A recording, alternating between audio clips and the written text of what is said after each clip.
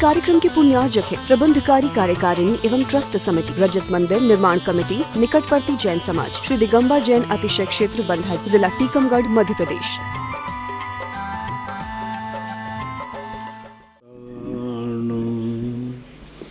नमो सिद्धार्णं नमो आयर्याणं नमो वज्रायाणं नमो लोये सवशाहूणं। पंच परमेष्टि भगवान की जय। आचार्य श्री गुरुवर कुंद कुंद महाराज की जय। आचार्य श्री गुरुवर विद्यासागर महाराज की जय। परम पूज्य अध्यापक श्रमण मुनि श्री सुधा सागर जी महाराज की जय। जय। परम पूज्य महासागर जी महाराज की जय। पंकज पाटनी तलमंडी कोटा गुरुवर नमोस्तु महाराज जी की जिज्ञासा है कि अरहंत अवस्था में अंतराय कर्म के नाश होने पर छाई के भोग और उपभोग की उत्पत्ति होती है, तो छाई के भोग और उपभोग का वहां क्या काम रहता है? छाई भोग जो है उनके जो अविभागी प्रतिच्छेद हैं, उन अविभागी प्रतिच्छेदों को प्रति समय नया नया उपभोग भोग कर रहे हैं। प्रति समय उपभोग का अर्थ है कि उनका जो विशुद्धि परिणाम है वही प्रति समय एक समान है। दो चीजें समझना, भोग किसे कहते हैं जो एक बार भोगने में आवे, उपभोग उसे कहते हैं जो बार बार भोगने में आवे। जैसे रोटी, ये कहलाएगा भोग, एक बार खाने में आया, भोजन पानी आदि, ये उपभोग है। वस्त्र जो तुम लोग पहनते हो, ये वस्त्र वही वस्त्र बार बार भोगने में आता है। कल भी पहना था, आज भी पहन लिया। गाड़ी घोड़ा मकान, ये सब क्या है? उपभोग हैं। तो ऐसी स्थिति के अंतर्गत सिद्ध भगवान में कैसे घटाएं? तो प्रति क्षण वो नए अविभागी प्रतिच्छेदों का भोग कर रहे हैं। आनंद जो उनको अव्याबाद सुख है, जो उनको अनंत सुख की अनुभूति हो रही है, वो प्रतिक्षण नए नए अविभागी प्रतिच्छेद हैं, पुराने नहीं है। क्योंकि अविभागी प्रतिच्छेद जो हैं वो एक बार ही भोगने में आते हैं और नष्ट हो जाते हैं।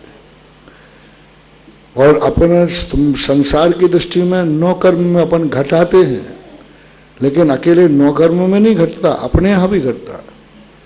अब उनके यहाँ उपभोग क्या है? वही बार एक ही प्रकार की विशुद्धि है उनकी, एक ही प्रकार का परिणाम है, एक समान परिणाम है, अनंत विशुद्धि है। अब उसमें ना तो विशुद्धि में घटी है ना बढ़ी है। जो एक बार उनका एक कांटा फिक्स हो गया, बस वही विशुद्धि बार बार बार बार। तो विशुद्धि की अपेक्षा से, उनका जो शुद्ध परिणामों की अपेक्षा से, शुद्ध परिणामों में अपने जो परिणाम हीना दिखे, हीना देखोते, कभी अच्छे कभी कौन कभी कैसे ही असंख्यात लोक प्रमाण परिणाम घूमते रहते हैं। सिद्ध भगवान के परिणामों में कोई घुमाव नहीं है, कोई हीना दिखता नहीं है, वही एक ही प्रकार का परिणाम है। तो वह एक ही प्रकार का परिणाम बार बार वही टर्न हो रहा है। यही उनका उपभोग, छायक उपभोग है। क्योंकि वहाँ नौ कर्म पर वस्तु की अपेक्षा भोग और उपभोग नहीं बनता है।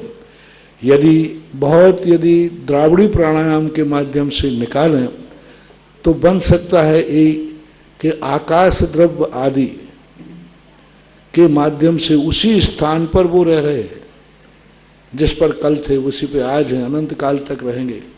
तो ये आकाश द्रव्य की अपेक्षा धर्म द्रव्य, उनको वही धर्म द्रव्य जो हमारे लिए तो धर्म द्रव्य के नए नए प्रदेश मिलते हैं, उनको वही क्षेत्र निश्चित होगा।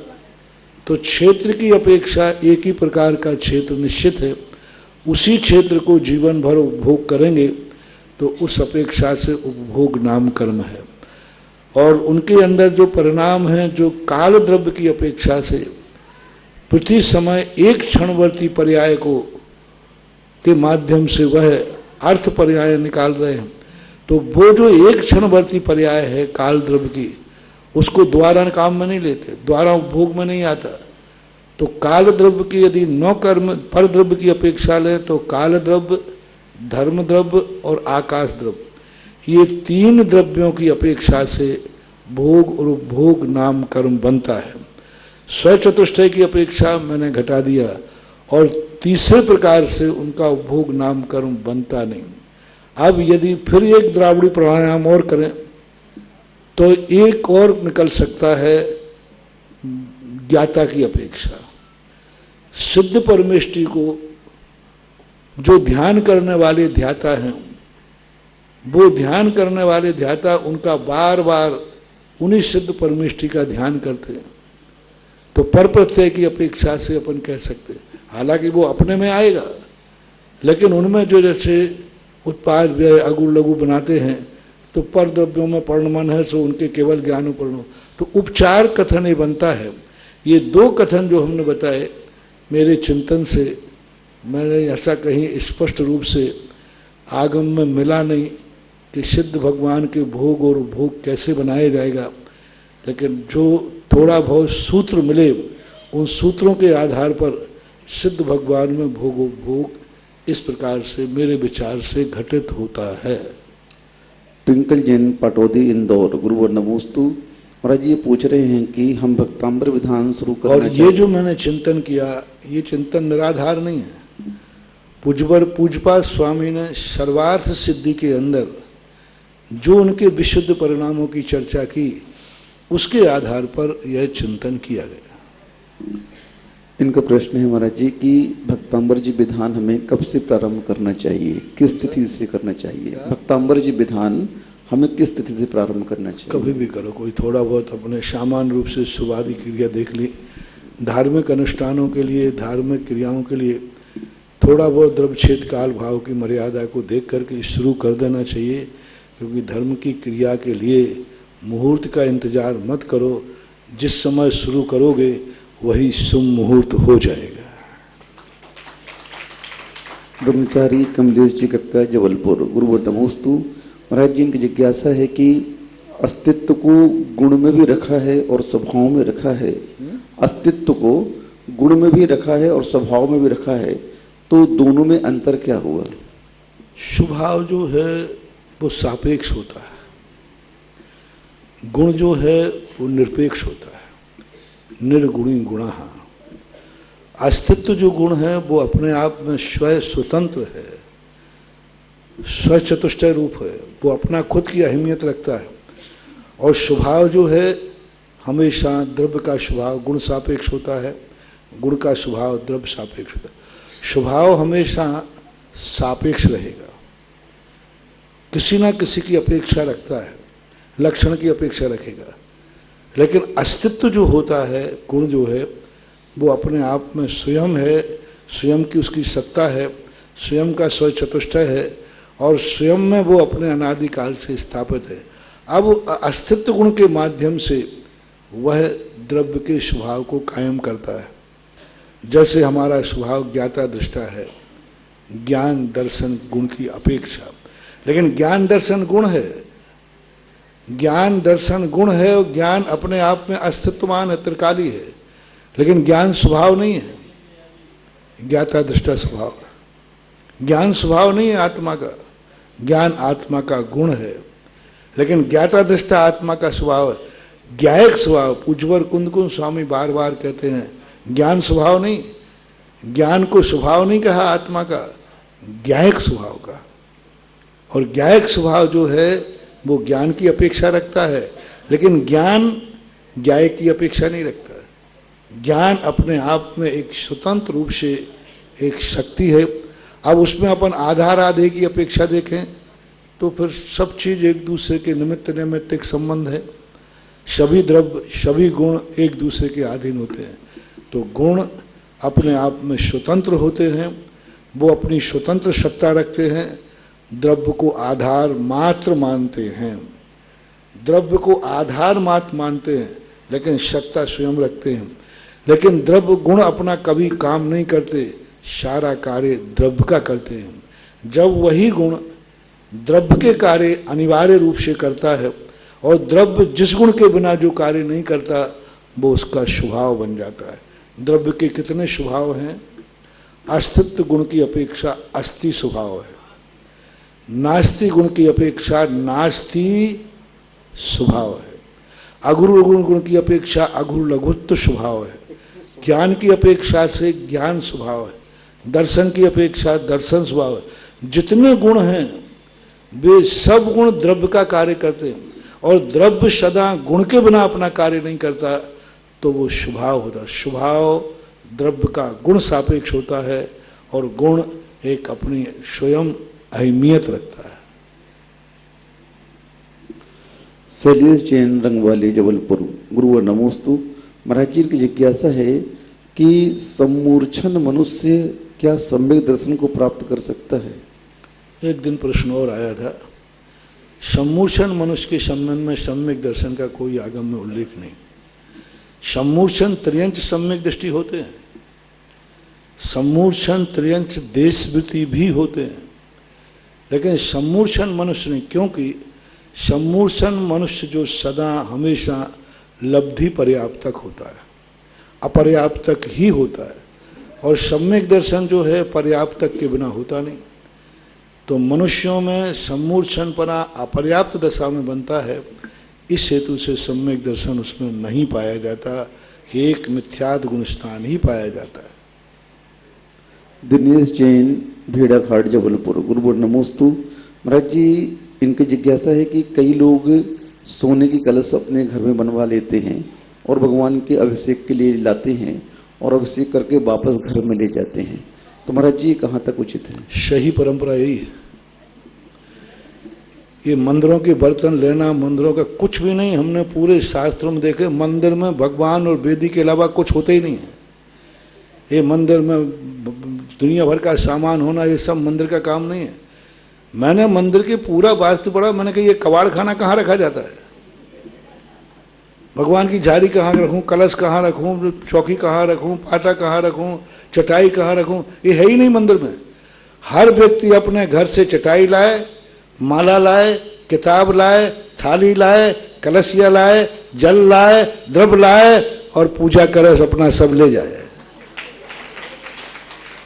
सही है ये, सही है, सब वास्तविकता है ये। कुछ भी नहीं मंदिरों में, मंदिरों की चटाई लेने का सवाल ही नहीं, मंदिरों का पाटा लेने, सब अपने घर से लाता है अपने। लेकिन अब ठीक है, आज वर्तमान में व्यवस्थाओं की दृष्टि से तो इसका दूसरा रूप बना लेना चाहिए। कायदा से मैं धोती दुपट्टा के मंदिर का धोती दुपट्टा पहनना बिल्कुल गलत है। मंदिर में अपने पैर धोने के लिए घर से पानी लाओ, मंदिर की कोई चीज लेना नहीं भगवान के अलावा। भगवान के दर्शन अपने उपयोग में जो आता है वो सब अपने घर से लाओ। कलश वगैरह बहुत अच्छा, सबसे इतना बढ़िया हो जाए, सब लोग अपने अपने घर से अपने अपने कलश लाएं, अपने अपने ले जाएं, ना घूमने का डर, ना चोरी का डर, ना चपाटी का डर। और ये व्यवस्था और होनी चाहिए। मंदिरों में धोती दुपट्टा क्या तमाशा मचा रखा है, मंदिर को धोबिया घाट मचा रखा है क्या? इतने धोती दुपट्टे होते। जब मैं जबलपुर में गया तो एक दिन दोपहर में मैंने पता नहीं किस कारण से मंदिर में जाना, अरे मंदिर में सारी वेदियों के प्रांगण में हाउसफुल धोती, इतनी दुर्गंध आ रही, इतनी दुर्गंध उनमें से, क्योंकि वो माली यूं धोता है डाल करके। और मैंने कहा भगवान दिन भर आप यही सुनते रहते क्या? और मंदिर में क्या अतिशय रहेगा तुम्हारा? और मंदिर घर में आप अपने भाई का अंडरवियर नहीं पहनते, इसके किस किस के पहने हुए उतारे पहन लेते हो? कल कौन पहन के गया था और उसको खुजली हुई तो? और माली कैसे धोता है? यूं पानी में डाला और निचोड़ के डाल देता है। अभिषेक करने वाले कपड़े में थोड़ा सा भी मैल है और फटा हुआ है तो अभिषेक करने वाला दरिद्रता को निमंत्रण दे रहा है। अभिषेक पूजन करने वाले कपड़ों में मैल नहीं होना चाहिए।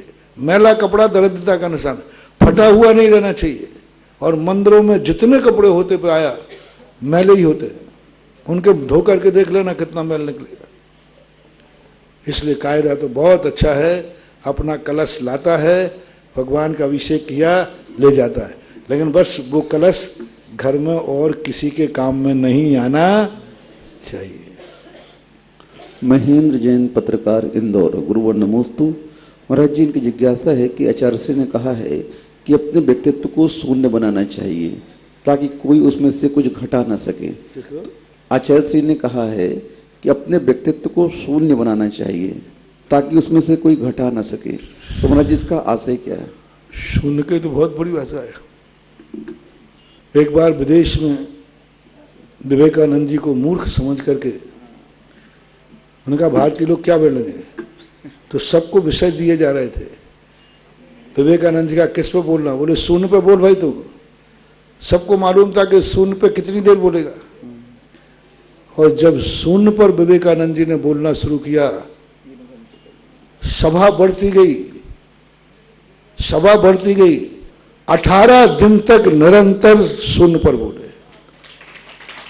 निरंतर का 24 घंटे नहीं, बोलने के बाद अभी मैं कल फिर बोलूंगा। 18 दिन तक रेगुलर सारे दार्शनिक लोग उन्होंने कहा, कितनी बड़ी परिभाषा बनाई, शून्य। शून्य माने आकाश। आकाश किसे कहते? सारा ब्रह्मांड। अब सारा ब्रह्मांड का वर्णन शून्य से नहीं हटना। शून्य वो एक आता ना, कबीर ने कहा मोती मानस शून्य, ऐसा कुछ आता है। तो शून्य, शून्य का बहुत बड़ा महत्व है। तो शून्य यानी इतने व्यापक अपने आप को आकाश बना लो जिस, हाँ वो एक शून्य शब्द के ऊपर भी कबीर का एक दोहा है। तो शून्य का, तो शून्य यानी अपने आप को इतना व्यापक बना लो, सारी दुनिया उसमें समा जाए तो भी तुम्हारी तरफ से मनाही नहीं होना चाहिए कि हाउसफुल हो गया, सब समा जाए।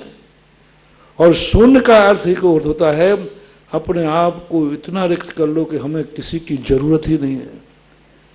शून्य में अंगाड़ी नहीं हो, पछाड़ी नहीं हो, तो क्या कीमत है? शून्य के आगे यदि एक संख्या लग गया तो 10 हो गया। तो शून्य को अपने आप में स्थित हो जाओ। अब मैं विराम लेता हूं, ना आगे है ना कुछ पीछे है, मैं स्थित प्रज्ञ हो जाता हूं। तो शून्य के अनेक अर्थ बनाए जा सकते हैं। अनिल जैन, डांगुर, नागपुर। गुरुवर नमोस्तु। महाराज जी, इनकी जिज्ञासा है कि गृहस्थ अवस्था में वर्तमान में क्या एक बार सम्यक दर्शन छूटने के बाद पुनः प्राप्त कर सकते हैं, और छायोपशमिक सम्यक्ता को अपने जीवन के अंतिम समय तक कैसे हम स्थिर रख सकते हैं? एक जीवन में हजारों बार छायोपशम संवेदन छूट सकता है, हो सकता है, हजारों बार। एक अंतर मुहूर्त के बाद छूट सकता है। ललितपुर के अंदर धबला पुस्तक 11वीं की वाचना चल रही थी। उस समय एक प्रसंग आया कि एक मुनिराज कितने बार मिथ्याद गुण स्थान में जाकर पुनः भावलिंगी हो सकते, हजारों बार। पड़गाहन कर रहे हैं, पड़गाहन करते समय वो भावलिंगी 6ठे 7वें गुण स्थान, पड़गाहन करते करते पराक्रम लगाते लगाते मिथ्यात्म में पहुंच गए। और जैसे तुम पूजा करने बैठे पुनः भावलिंगी हो गए, आहार करने बैठे फिर द्रव्यलिंगी हो गए। गुण स्थान परिणामों का है, और परिणामों में ऐसी परिणति, एक अंतर मुहूर्त पहले एक मुनिराज 7वें नरक गति का बंद कर रहे। आगम में उदाहरण आता है, एक 7वें नरक की गति का बंद कर रहे।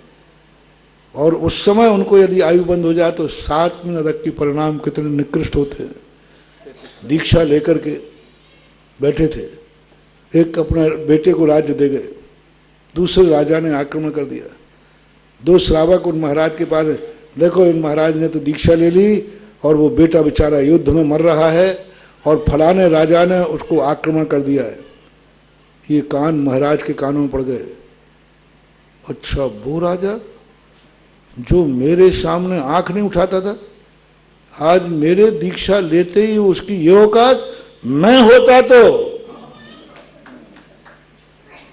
बस मैं होता तो एक तीर में उसको सारा तबाह कर देते। अब बैठे ऐसे, और आकृति को समुद्घात कैसा हो गया आकर, मैं होता तो। उस समय उनके परिणाम मुनि महाराज होकर के हत्या का भाव, मुनिराज को होकर पूरी सेना को मारने का भाव, सप्तम नरक गति का बंद हो रहा है। उसी समय वो भगवान के समूषण में जाकर के लौटे, ओहो देखो काय को महाराज बन रहा है, ये सप्तम नरक गति का बंद कर रहा है। अरे मैं क्या कर रहा हूं, काय का मुनिराज, राज छोड़ चुका हूं, काय का बेटा, काय का को कौन किसका है, हो मैंने हो हा दुट्टकम, ऐसा ध्यान में बैठे, एक अंतर में केवल ज्ञान होकर मोक्ष चले गए। बड़ी परिणामों की विचित्रता है। 11वें गुणस्थान में एक समय झूलने वाले दूसरे मुहूर्त में वो निगोद में मिले। एक अंतर मुहूर्त पहले मुनिराज कहां थे, 11वें गुणस्थान में यथा क्या चारत शुद्ध उपयोग का आनंद ले रहे थे। दूसरे अंतर मुहूर्त में खोजा कि वे महाराज कहां है, उनकी आत्मा निगोद में जाके पहुंच गई, नरक में जाके पहुंच गई। तो क्षयोपशम सम्यक दर्शन, ये परिणाम जो हैं ये पीपल के पत्ते के समान है। सारे पत्ते कम हिलते, पीपल का पत्ता हिलता ही रहता है। तो कई बार हो सकता है, कई बार छूट सकता है। श्रावक क्या असंख्यात गुणी निर्जरा प्रतिपल कर सकता है? कल प्रश्न आया था, बताया था 12 व्रत लेने के बाद प्रति समय कर सकता है। और सम्यक दर्शन की उत्पत्ति यानी प्रथमोपशम सम्यक दर्शन को जब वो प्राप्त होता है उस समय अथवा क्षयोपशम अथवा क्षायक उत्पत्ति के एक अंतर मुहूर्त तक तो हो सकता है, क्योंकि उत्पत्ति के बाद वह जिन क्रियाओं को करता है उन क्रियाओं में असंख्यात गुणी निर्जरा संभव नहीं है, क्योंकि वह आयतनाचारी हो जाता है। अविरत सम्यक दृष्टि और वृत्ति में दोनों की क्रियाएं एक हैं, वो भी ग्रस्त है, वो भी ग्रस्त है। फर्क इतना है कि अविरत सम्यक दृष्टि आयतनाचारी है और जो वृत्ति है वो हर क्रिया में यत्नाचार है, तुरंत करते समय सोचेगा ये मुझे करना चाहिए कि नहीं, मेरा व्रत है। तो यत्नाचार वृत्ति का होने से उसी क्रिया में वह निर्जरा कर लेता है, और असंयमी आयतनाचारी होने से उसकी निर्जरा नहीं बनती है। शुभचंद्र महाराज ने ऐसी निर्जरा को गज स्नानवत कहा है। आदित्य जैन मकरोनिया सागर गुरुवर नमोस्तु। महाराज जी, इनका कहना है कि आपने एक दिन कहा था कि नौकरी नहीं करना चाहिए लड़कियों को, लड़कों को।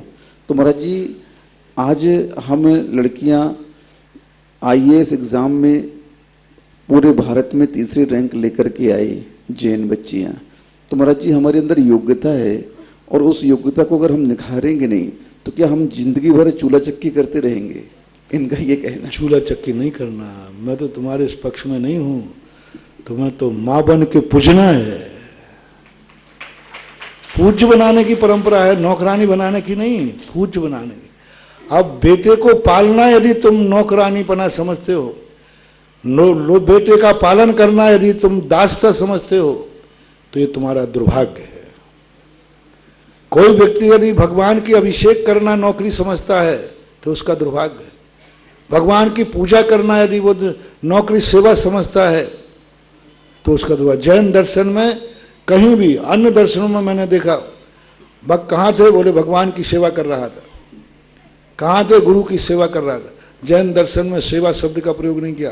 कहाँ थे, अपने जीवन को धन्य कर रहा था। भगवान की अभिषेक करना नौकरी दास्ता है, मुनिराज को आहार देना रसोयन पना है, दास्ता है। तो ये तुम्हारा दुर्भाग्य है। अपने बच्चों को जीवन दान देना, बच्चों को समय देना, बच्चों को रोटी देना, बच्चों को पानी देना, बच्चों के कपड़ों को पहनाना, यदि ये तुम्हारी दास्ता है, नौकरी है, और तुम्हें इसमें हीन भाव आता है, तो ये तुम्हारा दुर्भाग्य है। फिर तुम्हारे लिए ना जाने कितने भवों तक तुम स्त्री तो बनोगे लेकिन संतान नहीं मिलेगी, क्योंकि तुमने संतान को जन्म देकर उनकी सेवा करना अपमान समझा, दास्ता समझा। गृहस्थी में प्रवेश करने का अर्थ है नहीं कि तुम नौकरानी बनो। पत्नी बनने के लिए शादी नहीं की जाती है। सुनो रे अकल, अकल चुटैया में है तुम्हारी, करूं क्या। पत्नी बनने के लिए शादी नहीं की जाती है, मां बनने के लिए शादी की जाती है, ध्यान रखना। क्योंकि शादी के नियोग के बिना, पत्नी के बिना मां बनना अनैतिक होता है। मां बनना लक्ष्य होता है। गृहस्थी में कभी भी प्रवेश करना, पत्नी बनना लक्ष्य नहीं रहना चाहिए, मां बनना लक्ष्य। मां बनने का उद्देश्य, और मां शब्द जो है सारे जगत में प्रशंसनीय है, पूजनीय है। शादी करने के बाद पूज्य बनो। पत्नी दासी है, भली बन सकती है, लेकिन मां दासी नहीं है, मां पूज्य है। इसलिए गृहस्थी में प्रवेश करने के लिए मैं तुम्हें दासी नहीं बना रहा हूं, मैं तो तुम्हें किसी से पूज्य बना रहा हूं। और जो तुम्हारी पूजा करे उसको आशीर्वाद देने में तुम्हारे लिए ऐतराज नहीं होना चाहिए। एक व्यवस्थाएं हैं। संसार एक बहुत बड़ी कंपनी है। सारे लोग एक ही पद पर नहीं बैठ सकते। उस कंपनी में सब प्रकार के लोग होते हैं, सबका अलग अलग कार्य होता है। गृहस्थी एक कंपनी है, शेयर कंपनी, जिसमें हर व्यक्ति का कार्य अलग अलग है। पुरुष का कार्य अलग है, महिला का कार्य अलग है। सबके जितने घर में पद होते हैं, सबके भिन्न भिन्न कार्य होते हैं। माँ का कार्य अलग है, पत्नी का कार्य अलग है, बहन का कार्य अलग है, बेटे का कार्य, सबके कार्य अलग अलग हैं। और यदि आपकी कोई कंपनी में जितने प्रकार के कार्य हैं, सबके पद हैं, और एक पद यदि बेईमान हो जाए तो किसको बेईमान करूं? कंपनी में कितने पद होते भाई? चेयरमैन होता, असिस्टेंट चेयर, चौकीदार, पहरेदार, उनमें से एक बेईमान करो। सबसे छोटा कौन है? चौकीदार।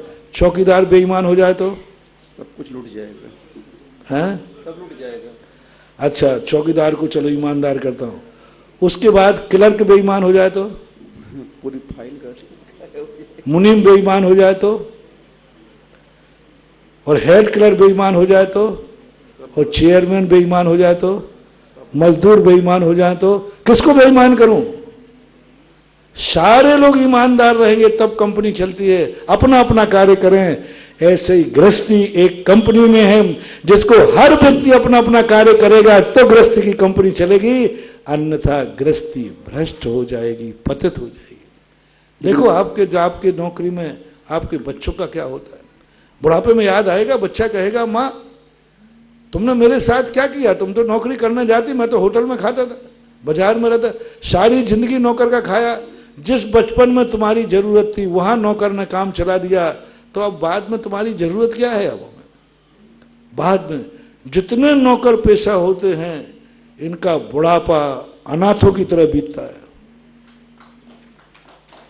जितने नौकरी पेशा होते, दोनों मियाँ बीवी जिस घर में है नौकरी में, उनका बुढ़ापा अनाथों की तरह बीतता है। क्योंकि बच्चे ही नौकरी पर जाएंगे, अंत में एक एक गिलास पानी को तरसते हैं।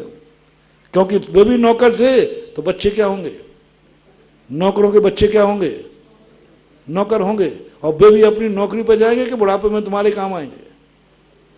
तो एक प्रकृति ने एक व्यवस्था बनाई थी।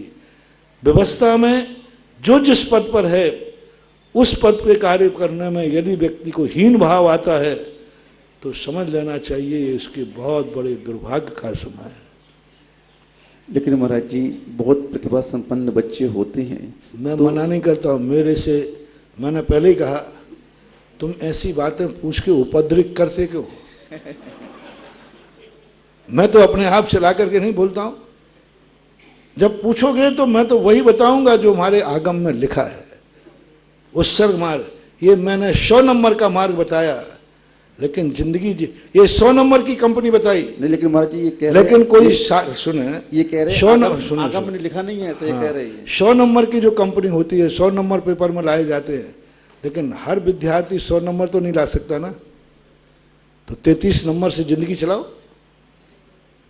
मैं तो 100 नंबर की बात कर रहा हूँ, 100 नंबर वाली बात कर रहा हूँ। अब कोई कहता है कि मुझे मजबूरी है, करना पड़ता है, तो आप करें, मैं मना नहीं कर रहा हूँ।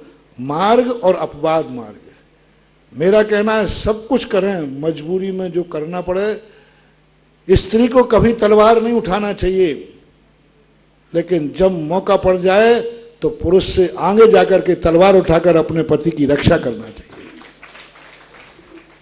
गंगाधर राव जब झांसी की गद्दी पर बैठे और गंगाधर राव जब तक गद्दी पर रहे, महारानी लक्ष्मीबाई युद्ध में नहीं गई। हालांकि वो युद्ध सीखी हुई थी, उसके गुरु तात्या थे और वो बाजीराव के यहां पली हुई थी। मणिकर्णिका उसका नाम था बचपन का, और मणिकर्णिका के रूप में उसने सारी कलाएं सीखी थी। लेकिन कला सीखने के बाद वो युद्ध में नहीं गई। लेकिन जैसे ही गंगाधर राव का मरण हुआ और गंगाधर राव के मरण होने के बाद अंग्रेजों ने झांसी पर अधिकार करना चाहा, महारानी लक्ष्मीबाई को सफेद साड़ी दी गई, सिर मुंडन की बात करी गई। उनकी जो सासू की सासू मां थी वो, उन्होंने कहा ये नियम है। महारानी लक्ष्मीबाई ने कुछ नहीं किया, सफेद साड़ी नहीं पी, बालों का मुंडन नहीं कराया। उधर अंग्रेज लोगों ने प्रवेश करना शुरू किया झांसी में, और महारानी बाई सीधी उधर चिता को आग लगाने के बाद सीधी गद्दी पर जाकर सिंहासन पर बैठती है। झांसी की रानी मैं हूं, मैं पत्नी हूं, और अपने आप को रानी घोषित कर दिया और युद्ध में कूद पड़ी। और युद्ध में कूद करके जो महारानी लक्ष्मीबाई ने अंग्रेजों के हाल किए, एक दिन नहीं बरसों बरसों तक अंग्रेजों के जो छट्टे छुड़ाए, वो भारत में कहीं भी घुटने नहीं टेके। अंग्रेजों ने झांसी की रानी के सामने घुटने टेक दिए। अंत में जो हुआ वो सबको मालूम है। नारी तो नारी थी, पुरुष नहीं टिक पाए उनके सामने। अंत में महारानी लक्ष्मीबाई को आत्महत्या की, और आत्महत्या करके अपने जीवन की सुरक्षा करके झांसी अंग्रेजों के हाथ में चली गई। बहुत बड़ा, बहुत खतरनाक इतिहास है। झांसी के किले का इतिहास पढ़ते पढ़ते व्यक्ति के रोंगटे खड़े हो जाते। कैसे कैसी कैसी वीरांगनाएं हुई। तो इसी प्रकार मैं कहता हूं कि ये भी मार्ग है, शौक से नहीं, यदि मजबूरी है और राष्ट्र के लिए तुम्हारी जरूरत है तो जाओ ना, कौन मना कर रहा है। जाति के लिए जरूरत है तो जाओ ना, परिवार के लिए जरूरत है तो जाओ ना, बनो कलेक्टर, ऑफिसर, कमिश्नर, जिससे तुम्हारे परिवार का मस्तक ऊंचा उठे, जाति का मस्तक ऊंचा उठे, राष्ट्र की सेवा हो। कोई ना कोई बहाना तो बताओ। नहीं, ये जो तुमने बहाना दिया, क्या मैं इतनी पढ़ी लिखी हूं, क्या रोटी के लिए बनी हूं, ये आरोप मुझे ठीक नहीं है। ये आरोप तुम्हारे लिए खतरनाक है। ये आरोप तुम्हारी जिंदगी को बर्बाद कर देगा। आरोप थोड़ा करो। मैं इसलिए जा रही हूं क्योंकि राजनीति में आज कुछ पद महिलाओं के नाम से सुरक्षित हैं, पुरुष नहीं जा सकते, और मेरे जाने से जाति का गौरव बढ़ेगा, परिवार का गौरव बढ़ेगा और राष्ट्र का भी गौरव बढ़ेगा। इसलिए मैं ऑफिसर पद को स्वीकार करती हूं। किसने मना किया? अभिप्राय देखो कितना बदल गया। एक इसलिए कि हम रोटी बनाने के लिए जिंदगी नहीं जी रहे, यानी तुम बेटे को रोटी बनाना अपमान समझ रही हो, पति को रोटी बना के खिलाना अपमान समझ रही हो। ये तुम्हारा दुर्भाग्य है। इसी की थोड़ा सोच बदलो तो तुम्हें सब कुछ छूट मिल जाएगी। जैन दर्शन सबसे बड़ी चीज है। तुम अपना सोच बदल दो, जो तुम करना चाहते हो सब करोगे, लेकिन किस लिए? अर्थ क्रिया क्या है? नौकरी करने का तुम्हारा अभिप्राय क्या है? इसलिए कि बेटे और पति को मुझे रोटी बना के न खिलाना पड़े, ये अर्थ क्रिया तुम्हारे दुर्भाग्य का सूचक है। इसलिए कि जिससे मैं देश की सेवा कर सकूं, जिसलिए कि मैं परिवार और जाति का अच्छे लोग ऊपर पहुंचेंगे तो अच्छे कार्य होंगे, इसलिए मैं कुछ अच्छा करना चाहती हूं। इसलिए मैं इस पद को स्वीकार करती हूं क्योंकि मेरे में वो योग्यता है, ऐसा मन। जिज्ञासा समाधान प्रोग्राम के प्रणेता परम पूज्य निर्यापक श्रमण मुनि पुंगव 108 सुधा सागर जी महाराज के पावन चरणों में देश विदेश के लाखों भक्तों की ओर से सुधा कलश चैनल एवं पारस चैनल के माध्यम से इस प्रोग्राम को लाइव देख रहे भक्तों की ओर से और तीर्थ क्षेत्र चांदखेड़ी कमेटी की ओर से त्रिकाल बार नमोस्तु नमोस्तु नमोस्तु। प्रथम जिज्ञासा के लिए आमंत्रित हैं डॉक्टर प्रतीश जैन गुना। मुनि श्री अतिशयकारी चमत्कारी सैकड़ों मंदिरों के जीर्ण उद्धारक एवं नर्म निर्मित मंदिर के निर्माता एवं वास्तु के ज्ञाता निरापक मुनि श्री सुधा सागर महाराज जी चरणों में बारंबार नमोस्तु नमोस्तु नमोस्तु, गुना समाज की ओर से भी नमोस्तु। महाराज श्री, हमारा जैन धर्म एवं भारतवर्ष हिंसात्मक है, लेकिन आज कन्या भ्रूण हत्या और भ्रूण हत्या का पूरे भारतवर्ष में सभी धर्मों में एबॉर्शन कराने की प्रचलन चल गया है। महाराज श्री, 2013 में गुना की चतुर्मास में कन्या भ्रूण हत्या का और भ्रूण हत्या का बहुत बड़ा भारत स्तर लेवल पर अधिवेशन हुआ था, और आपके आशीष वचनों से इस जो एबॉर्शन कराने वाली महिलाओं में सुधार आया था और बहुत सारे एबॉर्शन रुके भी गए थे। गुरुवार, मेरी जिज्ञासा है, ऐसी महिलाएं जो जैन धर्म की भी हैं, अदर धर्म की भी हैं, जो एबॉर्शन कराने आती हैं, कन्या भ्रूण हत्या कराने आती हैं, तो महाराज जी ऐसे इन लोगों में ऐसा कौन सा भावना हमना गंदी भावना पैदा होती है, गंदा कर्म पैदा होता है, जिससे इस प्रकार की परिवार की भावना बनती है कि भ्रूण हत्या कराई जाए? महाराज जी, इसका आप ऐसा देखो क्या है, हम कृत्य को देख रहे हैं, कारण को नहीं समझ पा रहे। हर व्यक्ति बहू चाहता है, बेटी नहीं। समझे क्यों? कोई भी व्यक्ति को मैंने आज तक, जितने भी किसी के पास कन्याएं हैं पूरे भारत में पूछ लिए, यदि उनसे कहो आपकी क्या इच्छा है, बोले बस एक बच्चा और हो जाए। हर व्यक्ति, एक नहीं, 99% लोगों के मन में भाव एक बच्चा चाहिए। क्यों? आकर्षण क्यों है बच्चे के प्रति? जब मैंने देखा कि एक गाय के बछड़े तो मैंने किसी किसान से पूछ लिया, मैंने कि ये गाय का वो गर्भवती थी, मैंने क्या चाहते हो? बोले बछड़ी। मैंने कि बेटे की बहू के यहाँ क्या चाहते हो? बोले बच्चा। गाय की कौन सी गाय अच्छी है बताओ ना। बछड़ी पैदा हो वो गाय अच्छी मानी जाती, बहुत खुश होती। गाय ने बछड़ी जन्म दिया, बड़ी खुश होती, सब घर खुश होता है, गाय ने बछड़ी जन्म दिया। और बहू ने कन्या को जन्म दिया, 12 बज गए। क्यों? कारण क्या है? क्या स्त्री जाति से विरोध है? नहीं, स्त्री जाति से विरोध नहीं है, नहीं तो बछड़ी नहीं चाहते, उपयोगिता का विरोध है। बहुत समझाते, बहुत कहते, हर व्यक्ति स्त्री चाहता है, बेटी नहीं चाहता। और जब बेटी नहीं होगी तो स्त्रियां कहां से होंगी? क्योंकि बेटी ही कल स्त्री बनती है। लेकिन मूल कारण है सामाजिक ढांचा, कि कितनी भी कन्याएं हो जाएं उसका वंश को अंत माना जाता है। मैंने बहुत धर्मात्माओं से कहा, क्यों भेदभाव करते हो? बेटियां हैं, काफी हैं। बोले महाराज ये तो सब कहवे की बातें हैं, अंदर की बात तो एक ही है कि एक बच्चा।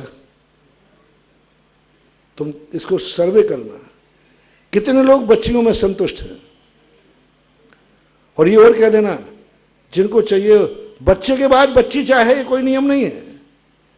यदि जिसके 2 बच्चे हैं वो कामना नहीं करेगा कि एक तीसरी बच्ची हो जाए, लेकिन 2 बच्चियां हैं तो करेगा। क्यों?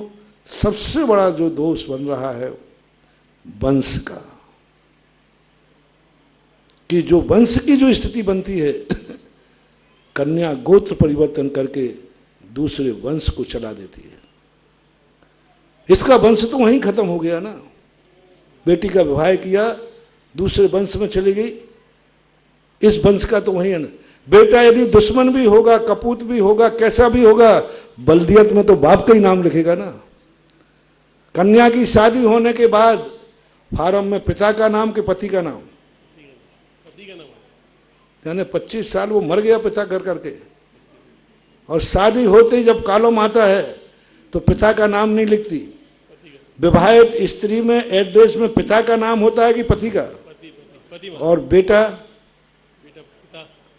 बहुत लड़ाकू बेटा है, बहुत व्यसनी है, सब कुछ दुर्गुण है, लेकिन बल्दियत में क्या लिखेगा? तो कुछ ऐसी स्थितियां हैं जिनका समाधान नहीं कर पा रहे संसारी प्राणी का। अब ये जो सबसे बड़ी समस्या है, और कोई कारण नहीं, कोई ऐसे लोग नहीं, इतने मूर्ख नहीं है कि कन्या को नहीं चाहते, चाहते, कोई नहीं चाहता, कोई नहीं है स्वभाव के नहीं चाहता हो। लेकिन उनकी समस्या है कि हमारी इस समस्या को समाधान करो। अब ये समस्याएं भारत देश में कैसे टूटेंगी, क्योंकि सबसे ज़्यादा भ्रूण हत्या कन्याओं की होती है तो भारत में, विदेशों में नहीं होती, क्योंकि वहाँ वंश कुछ होते ही नहीं है, कोई ऐसे नहीं, उनके यहाँ एक अलग ढंग की परंपराएं चलती है। कई देश तो ऐसे हैं जो पशुओं के समान जीते हैं, इसलिए पशुओं को कोई डर नहीं कि बच्चा हुआ कि बछड़ी हुई, और उन्होंने कहा दोनों ही तो ये नीति पर अपन जाएं और इस नीति का समाधान निकालें और ऐसा कुछ विचार करें जिससे गृहस्थ की भावनाओं पर कुठाराघात ना हो, उनकी भावनाओं का दूसरा सारी समाज मिलकर, सारा देश का कानून मिलकर के जो उनके अंदर हैं सब भावनाएं, उनका समाधान निकालें तो कन्या भ्रूण हत्या मिट सकती है। बस इतना कर दिया जाए, कन्या जब शादी होगी, लड़का कन्या के घर जाएगा, उसका गोत्र कन्या का होगा, तो बेटा तुम मरना चालू हो जाओगे फिर। हाँ, यदि मान लो ऐसा हो जाए कि कन्या पिता के घर ही रहेगी और पिता का ही गोत्र चलेगा, और जो लड़का आएगा वो भी कन्या के गोत्र में परिवर्तित हो जाएगा, तो फिर देख लो कन्याएं कन्याएं जिंदा रहेंगी, फिर लड़कों की फजीयत हो जाएगी। महाराज श्री लड़कियों के चक्कर में लड़के गिर जाते हैं एवोल्यूशन में। हाँ, वो भी होता है।